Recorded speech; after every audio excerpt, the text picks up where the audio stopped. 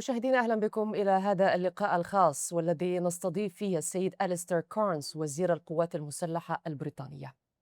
بداية، كيف تقيمون وتتابعون الوضع الآن في المنطقة بعد الحرب، خاصة بأن الرئيس الأمريكي دونالد ترامب مدد هذه الهدنة دون أي سقف زمني واضح؟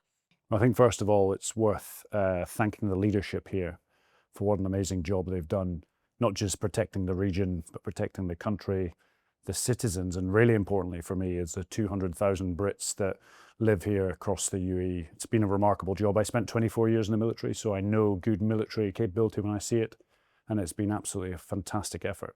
Protecting from 3,000-ish missiles and drones. It's been a significant effort. وخلال هذا التصعيد التزمت بريطانيا بدعم أمن الخليج بما في ذلك الدفاع الجوي والمهام الجوية الدفاعية. ما طبيعة هذا الالتزام عملياً لو تحدثنا أكثر؟ Yeah, so we've had more fast jet fighter jets in this region than ever in 15 years. And you'll hear the typhoons flying in around UAE and Abu Dhabi as we speak. And what they're doing is highlighting and protecting all of the region from Kuwait all the way down to Oman. They've done a fantastic job in doing so. Integrated into your air defense systems so they can give early warning of missiles and drone attacks. هل ترون بأن خيار العودة للحرب ما زال مطروحاً؟ Well, we want peace. We want the Straits of Hormuz to open, and we want the region to return to normality and to continue with our daily lives and get on with economic growth, because the impact of here isn't just about the Middle East, it's actually across the whole world.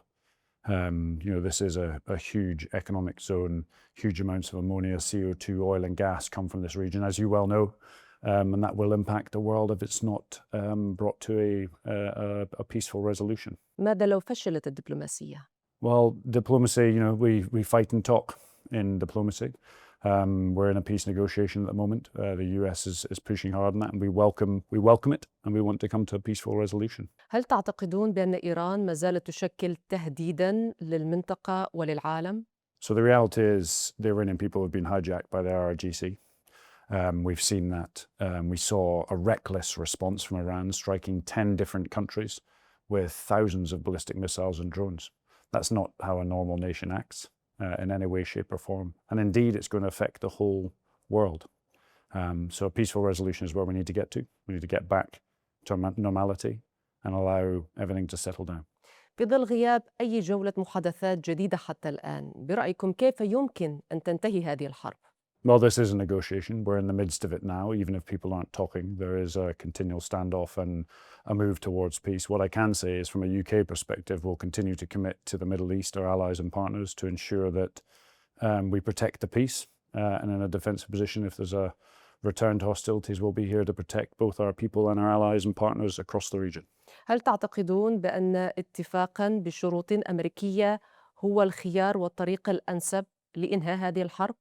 So we just held a conference with 40 nations about the Straits of Hormuz in the United Kingdom, and critical to that, at the very center of it were the GCC nations, because this is your region of the world, and we've got to come and support our allies and partners as effectively as possible, in particular to get the Straits of Hormuz open and get trade and commerce flowing once more. وحدثنا أكثر حول مخرجات هذا الاجتماع فيما يخص تأمين الملاحة في مضيق هرمز. Yeah, so that plan's developing. We need a cessation of hostilities for it to take place. You'll remember in 1987 we did this previously. It took 30 warships, so it's a significant effort. But what I can reassure the people of this region is that the GCC nations will be at the very heart of it. And UK and French leadership will pull together the rest of the world to help with what is a global issue, not just a regional one. But I would just like to say the leadership here and across the region has been fantastic in defending not only your interests, but importantly your citizens and so many British expats that are here as well. سيد أليستر، أنت ذكرت بأن تأمين الملاحة في مضيق هرمز في عام 1987 تطلب 30 سفينة. ما المطلوب اليوم برأيك في ظل الوضع الحالي؟ Yeah, so it all depends on the situation now. In my previous military life, I was the chief of staff of our carrier strike force and looked at this problem for a long time. And it all depends on the situation you're going to deploy into. But it will be a range of autonomous mine hunting capabilities all the way through to destroyers and frigates. But the mix of that, I'll leave to the military planners, and we'll get briefed on that in due course once the situation solidifies. هل تشمل الخطة مرافقة السفن التجارية؟ So I think there'll be an element of where we need to provide a level of assurance to the commercial shipping companies and insurers to ensure that they can guarantee the safety of commerce and shipping through the Straits of Hormuz. That may be escorts, it may be mine hunting, it may be a variety of the two, but the military planners will come up with the detail and brief us in due course.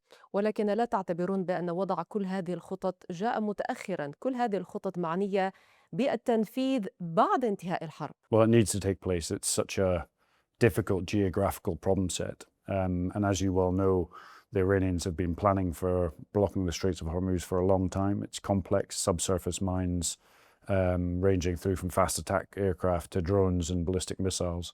And so it's a very complex situation.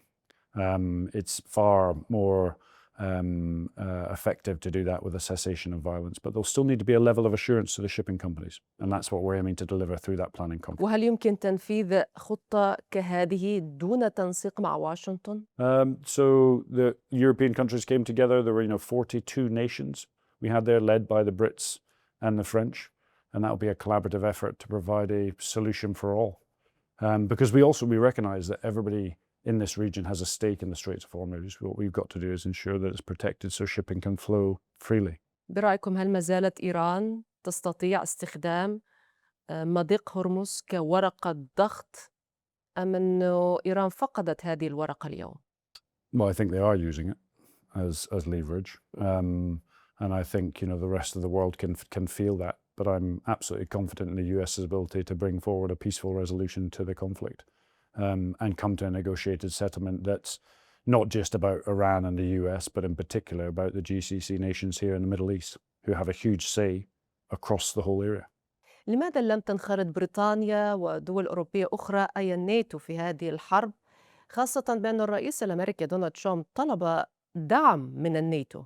So I've been to every military staff college in the British Armed Forces, and I always say you need three things: a legal mandate, a plan, and an end state. And if we don't have those three, then we are going to probably adopt a defensive posture. We had to protect our citizens, we had to protect our allies and partners, including the UAE here, and that's what we've done, and we've done it very effectively. I was just actually somewhere else in the Middle East earlier. Some of our teams have shot down over 100 Shahed drones. Really effective capabilities from the Eastern Middle East all the way through to Oman and beyond. رويترز أشارت إلى مذكرة داخلية في البنتاغون تطرح خيارات لمعاقبة بعض دول الناتو على خلفية عدم دعمها للولايات المتحدة في حرب إيران، وحتى الرئيس الأمريكي دونالد ترامب عدة مرات تحدث عن استيائه في هذا الموضوع. بما يخص بريطانيا تحديداً كان الحديث متعلق بجزر فولكلاند. ما تعليقكم؟ Yeah, so the sovereignty of the Falkland Islands is not up for question. The reality is we've actually supported not just GCC nations, we've supported the US in self-defense, and we've probably been the most forward-footed on that. But I'll go back to those 3 points: legal mandate, a plan, and an end state. And if we don't have that, then we're going to do what's in best of UK's national interests and our allies and partners within the region. رئيس الوزراء البريطاني كير ستارمر كان يتحدث عن تصنيف الحرس الثوري الإيراني كمنظمة إرهابية. ما معنى قرار تصنيف الحرس الثوري الإيراني كمنظمة إرهابية عملياً اليوم بالنسبة لبريطانيا أولاً وللمنطقة ثانياً؟ Yeah, so I spent 24 years in the military, and it's not lost on me that across the region we've seen Iran sponsoring a variety of terrorist organizations and the key cause of instability. And I think watch this space within the UK over time, and I know that's on the cards. كيف تتابعون الوضع في لبنان أيضاً اليوم؟ هل تعتقدون بأن هناك خطر انزلاق الأمور إلى مواجهة أوسع؟ So I really don't want it to escalate. We want it to de-escalate, and we want to get to a peaceful solution.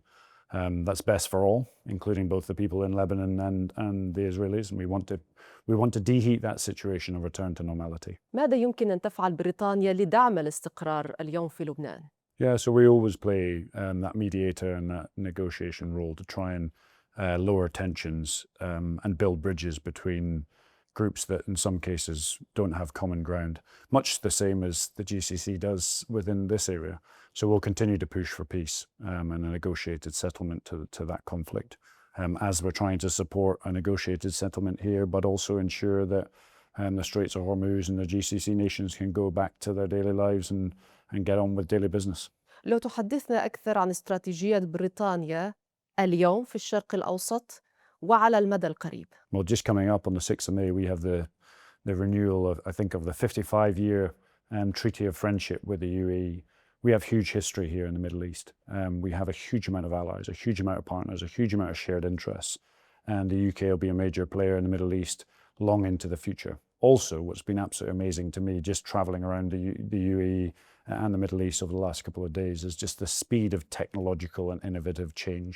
It's really impressive to see, and we want to be part of that journey. We want to work collaboratively with the UAE and others to make the world a better place, but also be at the very front end of cutting-edge technology. ما هو الخط الأحمر الذي لن تسمح بريطانيا بتجاوزه مهما كان؟ Protection of UK national interests. As with any nation, as it is here in the UAE and all the other nations in the Middle East, we protect our national interests, but we work collaboratively with others on a multitude of different themes, and we'll continue to do so because collectively it makes us stronger. شكرا لك معالي الوزير على هذا اللقاء وهذا الحوار. سيد أليستر كارنز وزير القوات المسلحة البريطانية، شكرا لك. Well, thank you very much, and thanks for looking after us.